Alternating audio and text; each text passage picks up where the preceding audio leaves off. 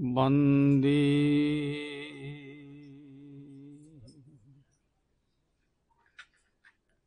गुरुपदद्वन्द्वं भक्तवृन्दसमन्वितं श्रीनित्यानन्दप्रभुं वन्दे श्रीचैतन्यसहोदितम्।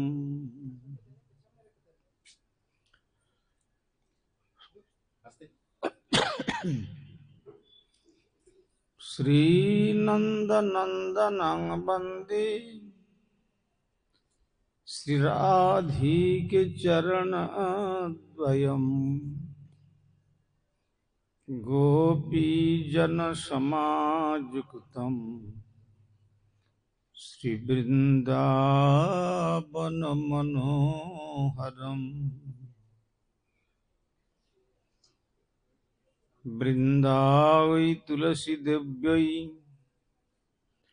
प्रिया वै केशवस्य च विष्णुभक्तिप्रदे देवी सत्यवत्यै नमो नमः। श्रीकृष्ण चैतन्य प्रभु नित्यानंद श्री अद्वैत गदाधर श्रीवासादि गौरभक्त वृंद। हरे कृष्ण कृष्ण कृष्ण हरे हरे हरे राम राम राम हरे हरे। ओम सर्वे भवन्तु सुखिनः सर्वे सन्तु निरामयाः सर्वे भद्राणि पश्यन्तु मा कश्चित् दुःखभाग् भवेत्।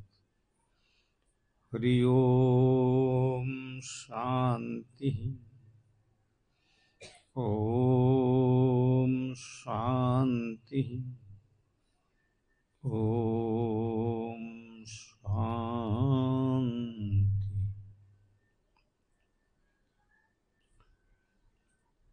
सर्वप्रथम परमार्चनीय विश्ववंदित आचार्य भास्कर प्राच्य एवं पाश्चात्य श्री चैतन्य महाप्रभुर प्रेम धर्मेर बाणीर निर्भीक प्रचारक प्रवर कलियुग पावनावतारी भुवन मंगल परम करुण श्रीमान महाप्रभुर अभिन्न श्री श्री नित्यानंद मूर्त प्रकाश मूर्ति जिनि जगद्गुरु जुगाचार्य श्रील प्रभुपाद भक्ति सिद्धांत सरस्वती गोस्वामी ठाकुरेर अनुकंपित जनेर अन्यतम कृपा भाजन परमार्चनीय श्री गुरुपाद पद्म ओं विष्णुपाद परिव्राजकाचार्यवर्य त्रिदंडी स्वामी श्री श्रीमद भक्ति कुमुद संत गोस्वामी ठाकुरेर रातुर चरणे संख्यातीत साष्टांग दंडवत प्रणति जानिए तार अहैतुकी कृपा आशीर्वाद प्रार्थना करी। तदनंतर सपार्षद परम गुरुदेव श्रील प्रभुपाद भक्ति सिद्धांत सरस्वती गोस्वामी ठाकुरेर श्रीचरण कमले अनुरूप दंडवत प्रणति जानिए गौड़ीय वेदांत समितिर जिनि प्राण पुरुष प्रतिष्ठाता एवं सभापति प्राक्तन आचार्य ओं विष्णुपाद श्री श्रीमद भक्ति प्रज्ञान केशव गोस्वामी ठाकुरेर पाद पद्म वंदना करी ओई संगे अभिन्न गुरुपाद पद्म आंतर्जातिक कृष्ण भावनामृत संघेर प्रतिष्ठाता तथा प्राण पुरुष विश्वव्यापी শ্রী ভগবানের কথা প্রচারের যিনি দক্ষ সুদক্ষ কর্মী, তার শ্রীচরণ বন্দনা করি। তদনন্তর আমার পরম সুহৃদয় এই দুর্গাপুরস্থ কৃতিরত্ন গৌড়িয়া মঠের যিনি প্রতিষ্ঠাতা প্রাণ পুরুষ, তার সমস্ত জীবনের সাধনার সম্পদ এইখানে রেখে গেছেন, সেই সুহৃদবর শ্রীল ভক্তি বেদান্ত পর্যটক গোস্বামী মহারাজ, অভিন্ন কলেবর শ্রীল ভক্তি জীবন আচার্য গোস্বামী মহারাজ, প্রাক্তন আচার্য শ্রীল ভক্তি বেদান্ত বামন গোস্বামী মহারাজ, উপস্থিত বৈষ্ণব বৃন্দ, ত্রিদণ্ডীপাদগণ, ব্রহ্মচারী বৃন্দ, হরিকথা শ্রবণ পিপাসু সুধী সজ্জন বৃন্দ ও মাতৃমণ্ডলী, সকলকেই প্রারম্ভে জানাই আমার হার্দিক সাদর যথাযোগ্য বৈষ্ণব অভিনন্দন। শ্রী শ্রী গুরু গৌরাঙ্গের কৃপাকে অবলম্বন করে এই দুর্গাপুরস্থ একটি গ্রামের এক প্রান্তে আমরা শ্রীধাম মায়াপুর থেকে এসে উপস্থিত হয়েছি কিছু ভাগবতী কথা শ্রবণ করব বলে।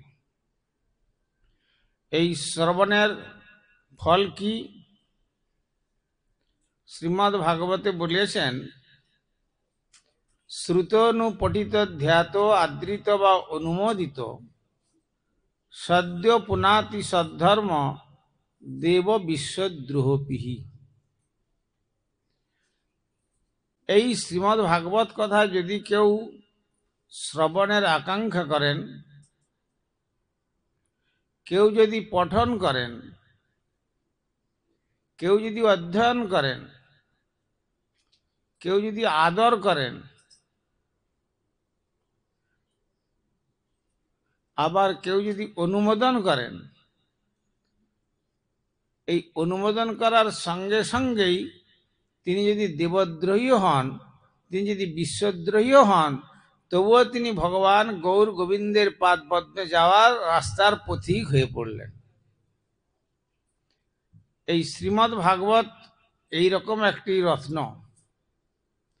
কেউ ভাববেন না যে সাধারণ একটি পঠন পাঠনের গ্রন্থ বিশেষ।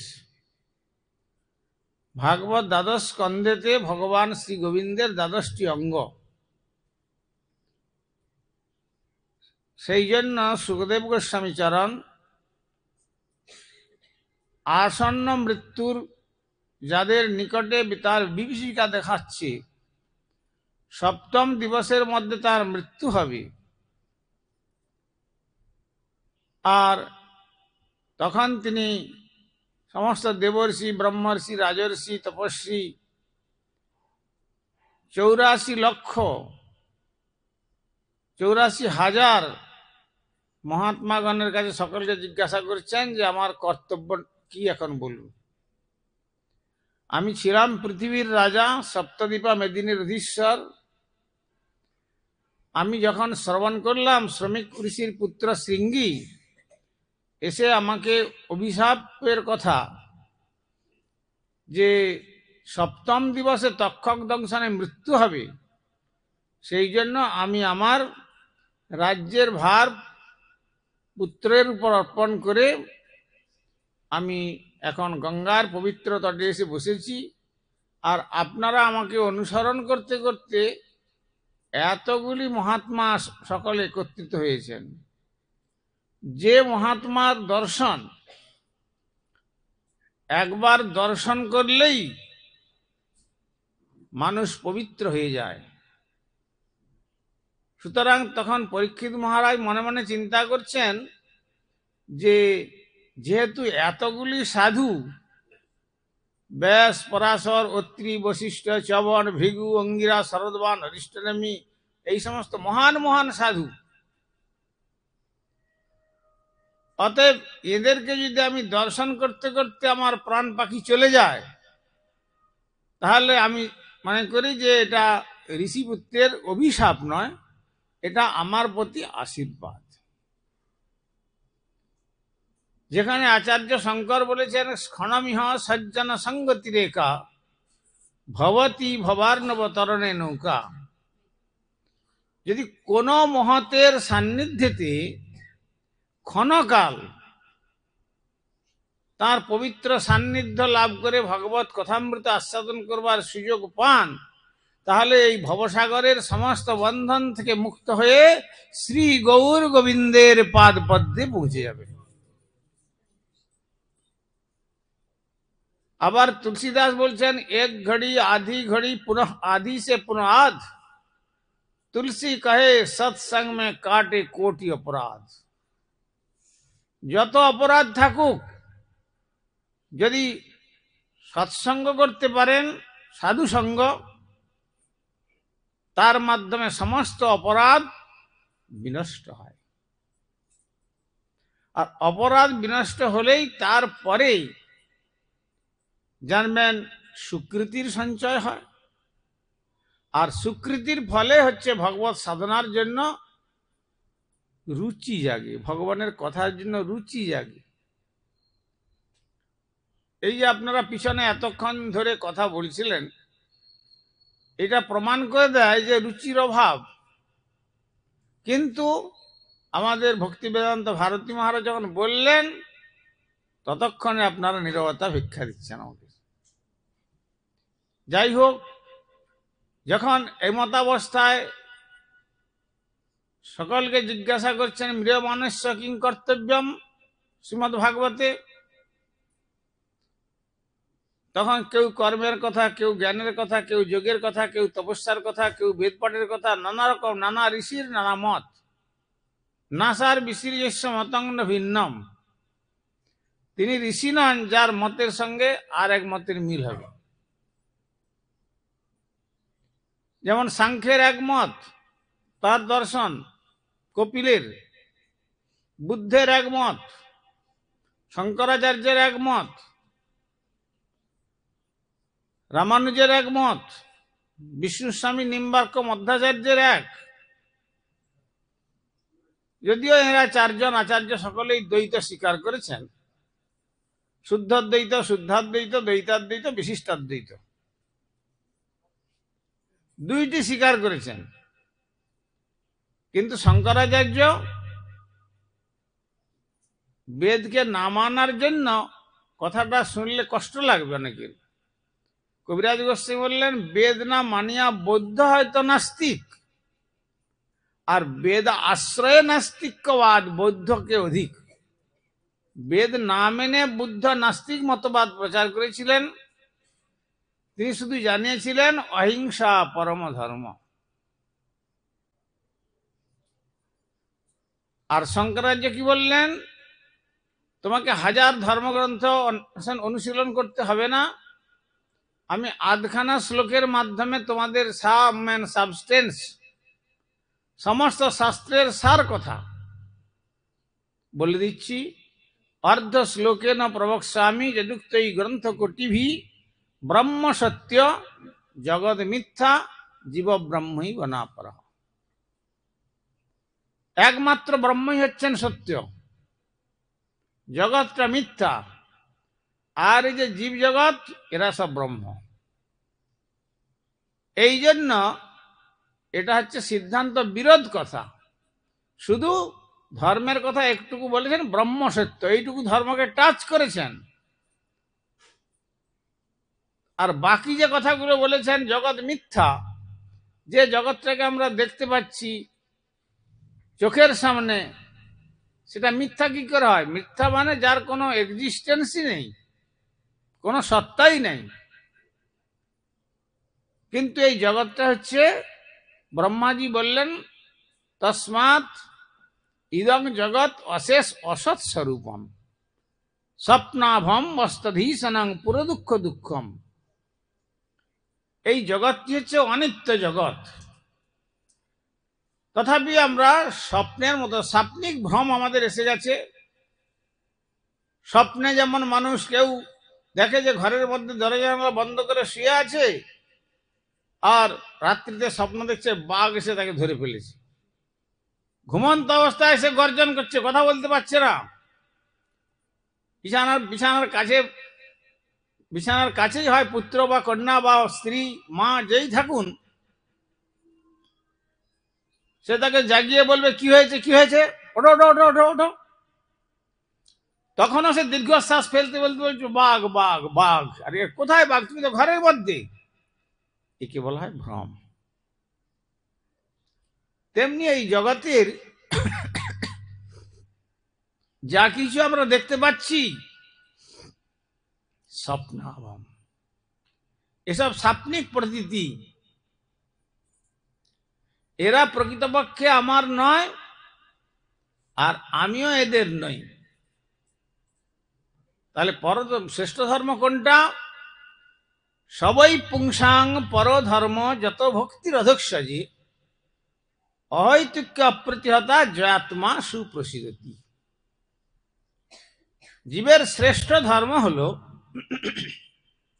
অধৈশ্বজ বস্তু যে ভগবান, অক্ষজ বস্তু নয়।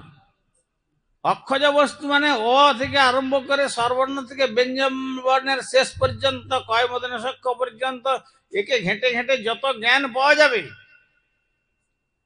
এটা হচ্ছে অক্ষজ জ্ঞান। আর এর ঊর্ধ্বে অর্থাৎ থার্ড ডাইমেনশনের উপরের যে কথা, সেই কথাটা হলো অধৈশ্বজ বা অপ্রাকৃত। তাই বলছেন সবাই পুংসাং। তাহলে বলবে এখানে পুরুষের কথা বলছেন না, পুংসাং মানে এখানে সমস্ত জীবকে উপলক্ষ করে বলছেন। পরধর্ম, শ্রেষ্ঠ ধর্ম যত ভক্তির অধৈশ্বজি, ভগবান শ্রী গোবিন্দের পাদ পদ্মে ভক্তি করা। কিন্তু সেই ভক্তি, গোবিন্দের পাদ পদ্মে ভক্তি করতে হলেও সেই ভক্তি কিন্তু গোবিন্দের শুধু ভজন করলে সেই ভক্তি আমরা লাভ করতে পারবো না। যেমন চোখের রোগ হয়েছে, বৈদ্য বলেছেন যে পদ্মমধু প্রত্যেকদিন 1 ফোঁটা করে চোখে দাও। আপনি যদি পদ্মের বনে গিয়ে, যে সরোবরে পদ্ম একবারে ভরে আছে, সেখানে যদি 1000 চেষ্টা করেন, 1 বিন্দুও আপনি পদ্মের মধু বের করতে পারবেন না। তাহলে পদ্মমধু বের করতে গেলে কোথায় যেতে হবে? যে পদ্মের থেকে মধু বের করে মধু চক্র রচনা করে একটা বাসা নির্মাণ করে মধু সংগ্রহ করেছে, সেই যে মধুমক্ষিকা, সেই মধুমক্ষিকার কাছে গেলে তার চক্রেতে যেমন পদ্মের মধু পাওয়া যাবে, তেমনি ভগবানের ভক্তি তাঁরই লাদিনী শক্তি একরূপ হলেও ভগবানের কাছে সে ভক্তি পাওয়া যাবে না।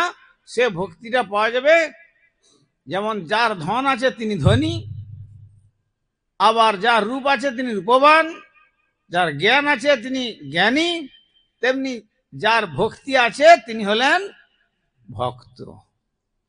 অর্থাৎ সেই ভক্ত হচ্ছেন শ্রী গুরুপাদ পদ্ম। ভক্ত শ্রেষ্ঠ, সর্বদা সেবক চিন্তা রাখবেন আমার গুরুপাদ পদ্ম ভক্ত শ্রেষ্ঠ। এই বলে কেউ ভাববেন না ইনি আমার গুরুদেব, উনি আমার গুরুদেব, তিনি আমার গুরুদেব। গুরু কখনো পৃথক হন না, গুরু তত্ত্ব এক। কিন্তু আমার যেমন সাধন, আমার যেমন সাধনার শক্তি, সাধনার শক্তি অনুসারে শ্রী ভগবান তার কাছে সেই প্রকারের গুরুকে প্রেরণ করেন, যাতে করে তার উপদেশ আমি গ্রহণ করে আরো অগ্রগতির পথে যেতে পারি। যেমন এই ইথারের মধ্যে সবকিছুই আছে, কত মিউজিক, কত কিছু গান বাজনা, কত কিছু আছে, কিন্তু যখন রেডিওতে যখন নবটা অন করছেন, তখন দেখবেন শুধু মিউজিক বেজে আসবে, কণ্ঠস্বর আসবে। আবার যদি একটা ছোট্ট portable black and white TV দেখেন, তার মধ্যে দেখবেন দেখা যাবে সাদা কালো ছোট ছোট ফটো।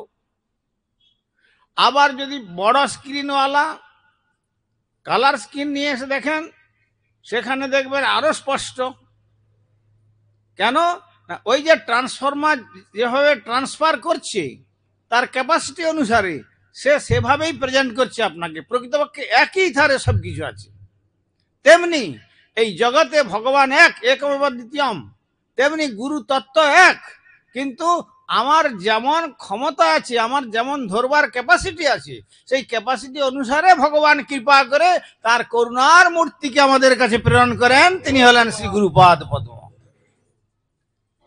তা না হলে এক গুরুদেবের বন্দনা করলাম আমার গুরুদেবের, আর অন্য গুরুদেবের নিন্দা করলাম, তার মানে তখন নিজের গুরুদেবেরই নিন্দা হয়ে গেল। তার দ্বারা ভগবত ভক্তির পথটা একবারে অবরুদ্ধ হয়ে যায়। সেখানে আর সে ভগবত ভক্তির রাজ্যে অগ্রসর হতে পারবে না। এই জন্য বললেন, যদি বৈষ্ণব অপরাধ উঠে হাতি মাতা, উপরে বা ছিন্ডে তার শুকিয়ে যায় পাতা।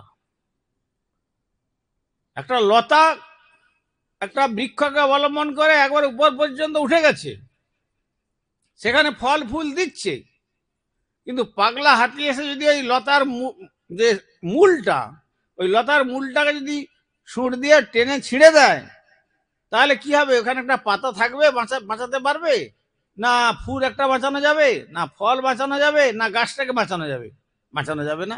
তেমনি যদি কোনো মহতের চরণে অপরাধ হয়ে যায়, তখন কি হবে না? একটা সমূলে ভক্তি অন্তর থেকে বিদায় নেবে, আর কেবলমাত্র পুনরপি জননম পুনরপি মরণম পুনরপি জননী জঠরে শয়নম ইতি সংসারে স্ফুটতর দোষ কথমীয় ভাব তব সন্তোষ। ভজ গোবিন্দম ভজ গোবিন্দম ভজ গোবিন্দং মূঢ়মতি। আচার্য শঙ্কর বললেন, কেবল জন্ম আর কেবল মৃত্যু। গীতাতে যে কথা বলেছেন, জাতশ্রয়ী ধ্রুবং মৃত্যু ধ্রুবং জন্ম মৃতস্য চ তস্মাৎ অপরিহার্যার্থে নতং সচিতু মরসি। এই জগতের জন্য কোনো কিছুর জন্য শোক করা উচিত নয়, কিন্তু তবু ছেলেটা মারা গেল, নাতিটা মারা গেল, বড় শোক, বড় দুঃখ, বড় চোখের জল ফেলছেন। কিন্তু প্রকৃতপক্ষে এরা আমার কেউ নয়। পান্থশালার পরিচয়ে যেমন সমস্ত পথিকগণ পরিশ্রান্ত হয়ে একত্র মিলিত হয়, তারপরে দেখুন শ্রম অপনদন করে যে যার গন্তব্যস্থলে চলে যায়। সেই হাট কবিতায় আমরা পড়েছিলাম, বেচা কেনা সেরে বিকাল বেলায় যে যাহার সবে ঘরে ফিরে যায়, বকের পাখায় আলোক লুকায় ছাড়িয়া পুবের মাঠ, দূরে দূরে গ্রাম 10-12 খানি, মাঝে একখানি হাট। তারা পড়েছেন এটা, এইটা। তো সুতরাং এইরকম হাটে এসেছি আমরা কর্মফল নিয়ে। কেউ হাটের মধ্যে খুব দামি ফল নিয়ে বসছে, কেউ সোনাদানা নিয়ে বসছে, কেউ বা ভালো কাপড় নিয়ে বসছে, কেউ বা খুব ভালো কস্টলি কসমেটিক নিয়ে বসছে, কত রকম কিছু নিয়ে এখানে দোকান পেতেছে। কিন্তু বুঝতে পারছে না, যখন আয়ু সূর্য অস্ত চলে যাবে, তখন এই সাজানো দোকান থেকেই যাবে। এর একটা বালু কণাও পর্যন্ত আমরা সঙ্গে নিয়ে যেতে পারবো না। বলুন যে আমার যে পিএফ রয়েছে, প্রভিডেন্ট ফান্ড আছে, প্রত্যেকদিন সকালবেলা উঠলে ব্যাংক ব্যালেন্সটা দেখি কতখানি আমার ইন্টারেস্টে বাড়লো। বলছে ভগবান বলবেন যে দেখো, তুমি যখন এই জগতে এসেছিলে, নট এ সিঙ্গেল ফার্দিং তুমি এনেছিলে সঙ্গে।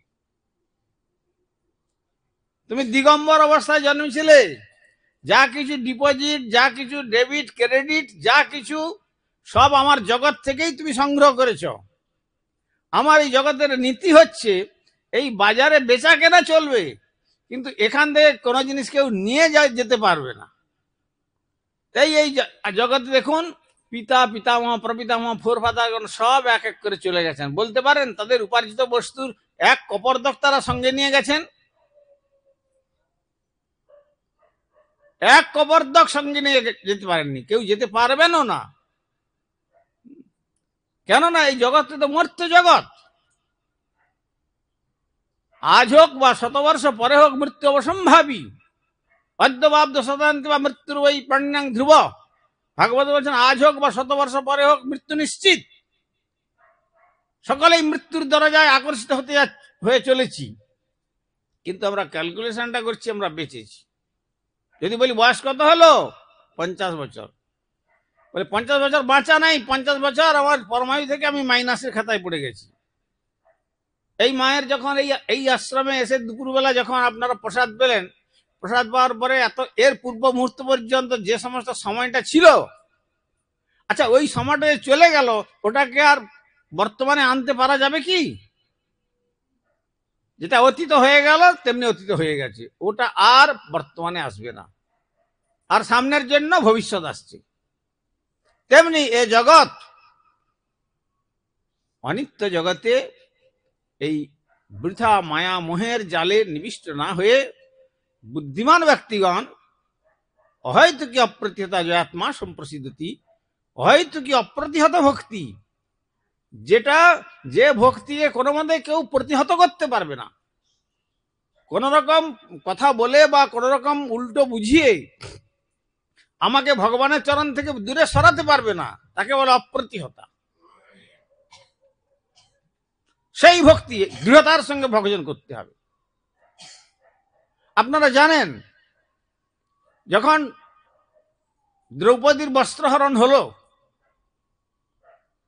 ভাবুন সেখানে পিতামহ ভীষ্ম থেকে, গুরু দ্রোণাচার্য থেকে, অশ্বত্থামা থেকে আরম্ভ করে, ধৃতরাষ্ট্র থেকে আরম্ভ করে সকলেই বসে আছেন। কপট পাশা খেলায় জয়লাভ করে শকুনির দ্বারা কি করলো, বলছে এবার দ্রৌপদীকে বাজি রেখে তোমাকে খেলতে হবে। ব্যাস কপট করে হারিয়ে দিলেন পঞ্চপাণ্ডবকে।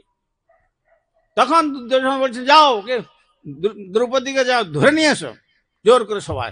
এখানে এখন দ্রৌপদী আর ওদের নয়, আমাদের। ওরা যেমন এদের কেমন ভাবে শিক্ষা দিতে হয়, এইখানে পূর্ণ সভাতে তাকে বিবস্ত্র করবো। কিরকম নোংরা চিন্তা স্রোত ভাবুন।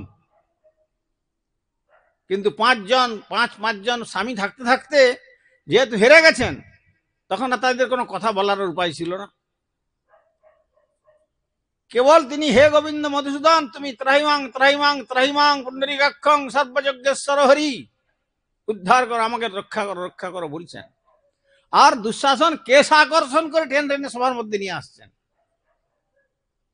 কোন কোন রসিক বলেন সেই সময়তে অসুচি অবস্থা পর্যন্ত। তখন তিনি চিন্তা করলেন, ঠিক আছে, যেমন দুঃশাসন নিয়ে যাচ্ছে উচিত শাস্তি পাবে, দ্বিতীয় পাণ্ডব ভীম নিশ্চয়ই পত্নীর এই অপমান সহ্য করবে না। কিন্তু দেখা যাচ্ছে ভীমও মাথা নত করে মাঝে মাঝে ক্রোধদীপ্ত হচ্ছেন ঠিকই, কিন্তু ধর্মের অবতার যুধিষ্ঠির মহারাজ বলছেন থামো, কারণ নীতিতে আমরা এখন হেরে গেছি। তারপরে মনে করলেন যে নিশ্চয়ই রক্ষা হব। পঞ্চপাণ্ডব এক এক করে কেউ যখন রক্ষা করল না, তখন মনে করছেন যে তাহলে এই যে বুড়ো ধৃতরাষ্ট্র নিশ্চয়ই বধূ মাতার এই দৃশ্য দেখবেন না, তিনি তো অন্ধ, অনুমোদন করবেন না, একটা ব্যবস্থা নেবেন পুত্রকে বলে। তিনি যখন করলেন না, তখন মনে করলেন যে ভীষ্মদেব একটা কিছু ব্যবস্থা নেবেন, বিরাট যোদ্ধা, অদ্বিতীয় কৌরব পাণ্ডবদের মধ্যে। তারপরে সমস্ত সভাসদগণের মধ্যে ভাবছেন যে এরা যদি রক্ষা করেন তাহলে আমি রক্ষিত হব। কেন না, লজ্জা নারীনাং ভূষণম, নারীদের ভূষণ হচ্ছে লজ্জা, সেটা তাদেরকে বিশেষ রূপে ভূষিত করে। আর সেখানে একবার নির্বস্ত্র করে দিলে কি হবে, সেখানে নারীর অমর্যাদা হবে, আর এদিকে পাপেও পরিপূর্ণ হয়ে যাবে। ঠিক বস্ত্রহরণ ঘটে যাওয়ার পরে, তারপরে একদিন শ্রীকৃষ্ণ এসছেন, এসে জিজ্ঞাসা করছেন, দ্রৌপদী সর্বং কুশলমস্তু, সব কুশল তো তোমার? তখন দ্রৌপদী বলছেন, তোমার একটু মুখে লজ্জা করলো না কুশল জিজ্ঞাসা করতে?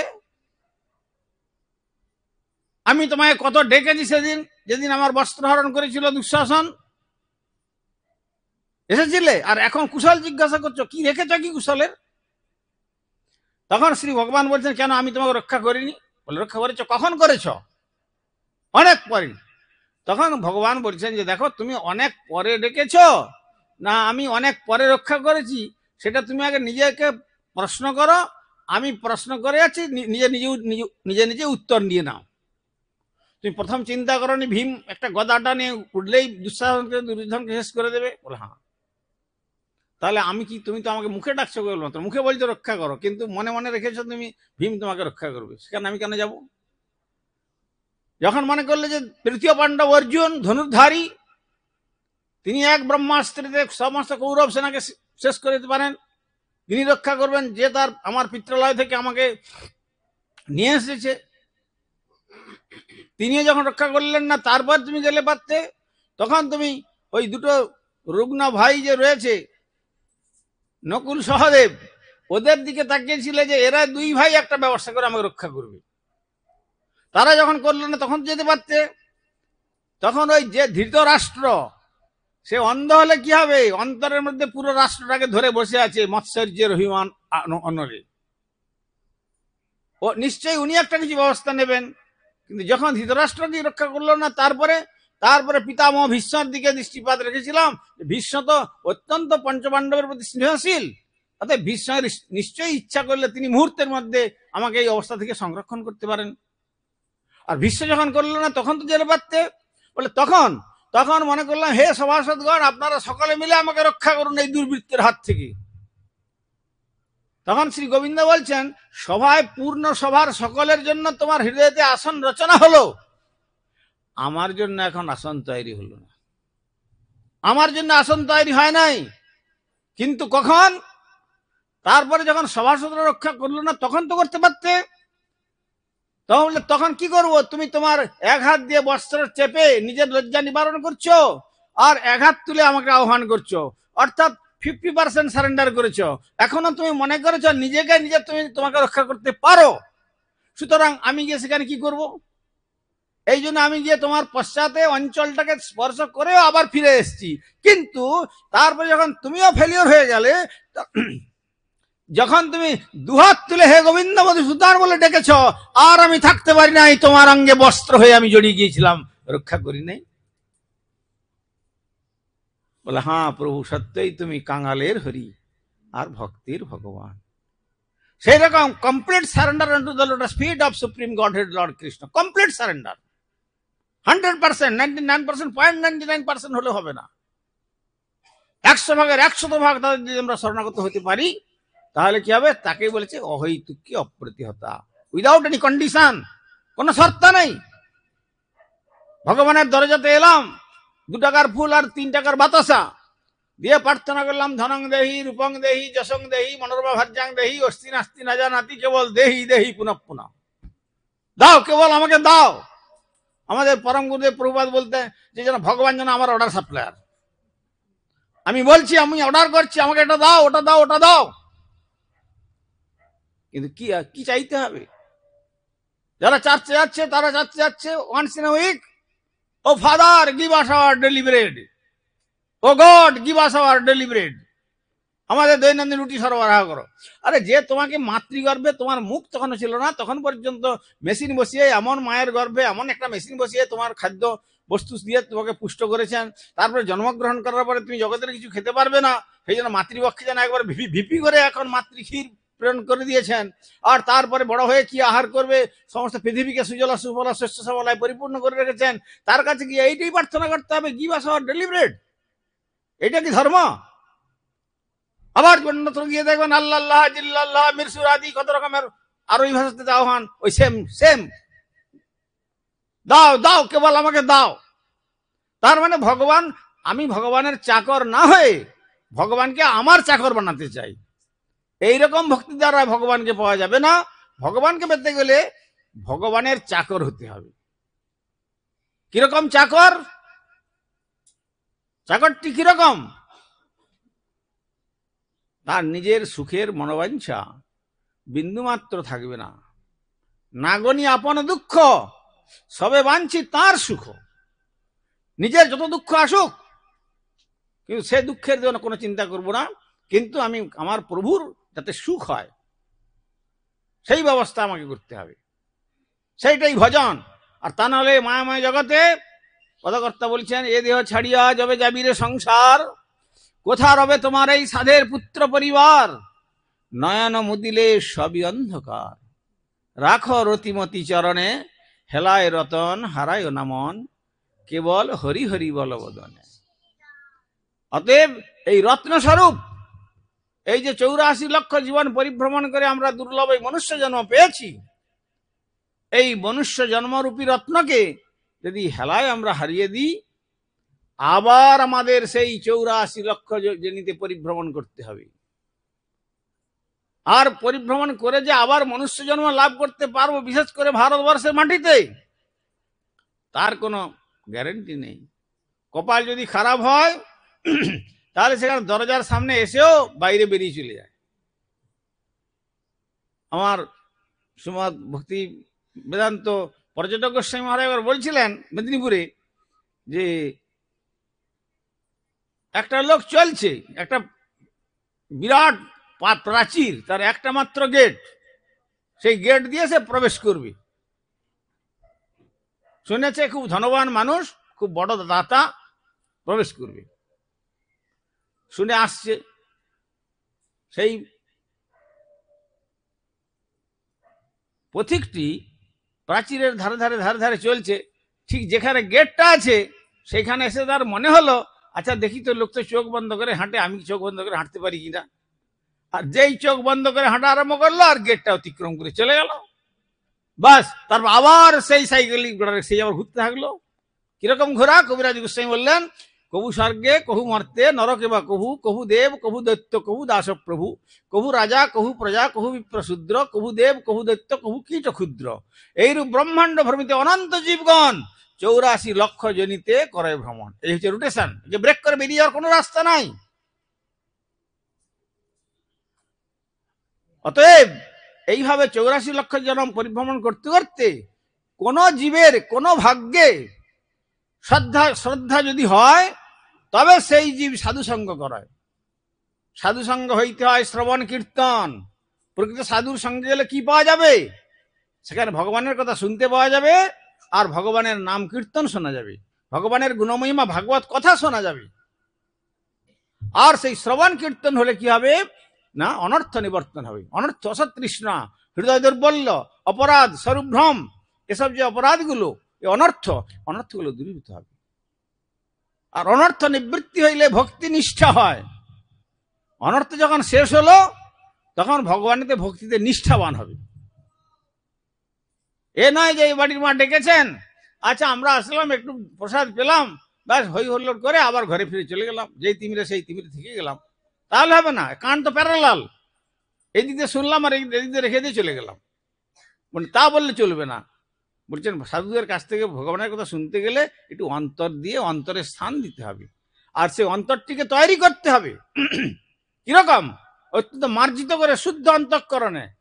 যতক্ষণ পর্যন্ত জগতের এই কামিনী, ক্রোধ, লোভ, মদ, মোহ, মাৎসর্য, কামনা, এসব আবর্জনা স্তূপীকৃত হয়ে হৃদয় ভরা থাকবে, ততদিন পর্যন্ত শ্রী ভগবানের পাদপদ্মের রাজ্যের কোনো সন্ধান পাওয়া যাবে না।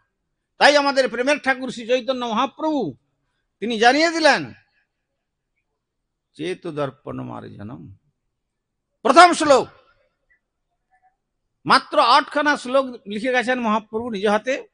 তার মধ্যে প্রথম শ্লোকে বলেছেন চেত দর্পণ মার্জনম, তোমার চিত্তরূপ দর্পণটাকে আগে মার্জন করো। দর্পণে কি পড়েছে? এই 84 লক্ষ জীবনের ময়লা সব পড়ে আছে, কাম, ক্রোধ, লোভ, মদ, মোহ, মাৎসর্য। ড্রেসিং টেবিলের কাছে গিয়ে যদি আমি আমার নিজেকে সুন্দর করে সাজাতে চাই, যতই চেষ্টা করুন না কেন, সাজালেন নিজেকে, কিন্তু যেই আপনি একটু সরে পড়লেন, আর দেখতে পাবেন না ড্রেসিং টেবিল। দেখা যাবে কি? যেমন দেখা যাবে না, তেমনি জগতে সামান্য একটু সাজবার ভক্তের ভাব নিয়ে সেজে তারপর যদি সরে পড়া যায়, ওই লুকিং গ্লাসের মতোই হবে দশা।